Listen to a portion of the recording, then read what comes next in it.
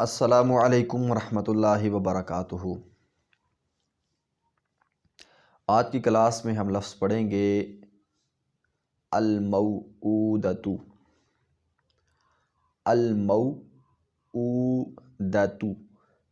ٹھیک ہے نا؟ ہو سکتا ہے یہ ہم پہلے پڑھ چکے ہوں یا اسی جیسا کوئی ایک لفظ ہم پڑھ چکے ہوں۔ تو کیا ہے الموعودۃ؟ الموعودۃ، اس کی پریکٹس ہے، اس کی ادائیگی ہے الموعودۃ۔ المو، اب جو مو ہے نا، میم زبر واو، مو، اس کو لمبا نہیں کرنا، المو ایسے نہیں پڑھنا بلکہ المو، ٹھیک ہے نا؟ آگے او، حمزہ الٹا پیش او، الموعودۃ، دا تو، دا کو بھی لمبا نہیں کرنا اور تو کو بھی لمبا نہیں کرنا، الموعودۃ، ٹھیک ہو گیا؟ اس کی جوڑ حمزہ زبر لام ال، میم زبر واو، مو، المو، حمزہ الٹا پیش او، الموعو، دال زبر دا، تا پیش تو، الموعودۃ۔ اور اگر یہاں پہ وقف کرنا ہو تو پڑھیں گے الموعودہ، ٹھیک ہے نا؟ الموعودہ۔ یہاں پہ جو تا ہے، گول تا اینڈ پہ آتی ہے، وقف کی صورت میں تو اس کو ہا کے اندر تبدیل کر دیا جاتا ہے، الموعودۃ کی جگہ الموعودہ، ٹھیک ہو گیا؟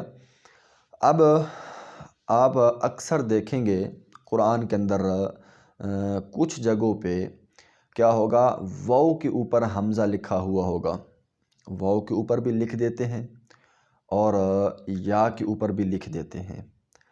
تو اگر واو کے اوپر حمزہ ہو تو اس کو حمزہ ہی پڑھیں گے، واو نہیں پڑھیں گے۔ یا کے اوپر ہو تو اس کو بھی حمزہ ہی پڑھیں گے، یا نہیں پڑھیں گے۔ یا کی مثال قرآن کے اندر ایک لفظ آتا ہے شاطئ، شاطئ الوادی الایمن، قرآن کا ایک لفظ ہے، وہاں پہ یہ استعمال ہوا ہے شاطئ، یا کے اوپر حمزہ ہے اور حمزہ کے نیچے کیا ہے، زیر ہے۔ اب یہ دیکھنے میں حمزہ کے نیچے بھی زیر لگ سکتی ہے اور یا کے نیچے بھی، کیونکہ حمزہ جو یا کے اوپر ہے، اب نیچے زیر صرف ایک ہے، ہم کس کی مانیں، حمزہ کی مانیں یا کی مانیں؟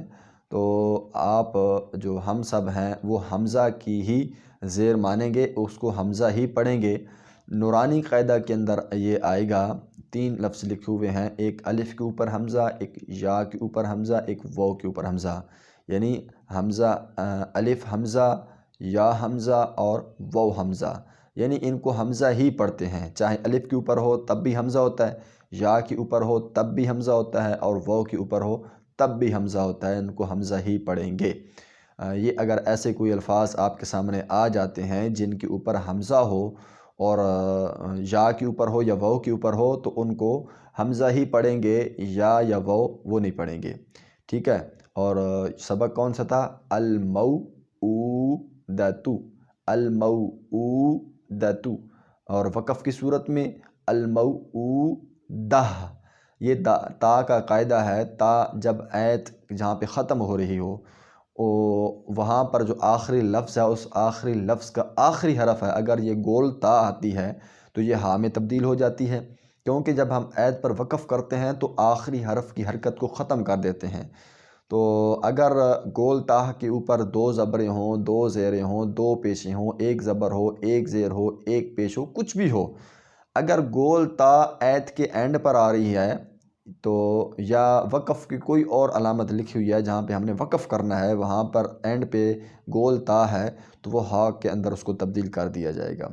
تو یہ بات آپ نے یاد رکھنی ہے۔ یہ ہمارا سبق تھا الموعودۃ۔ السلام علیکم ورحمۃ اللہ وبرکاتہ۔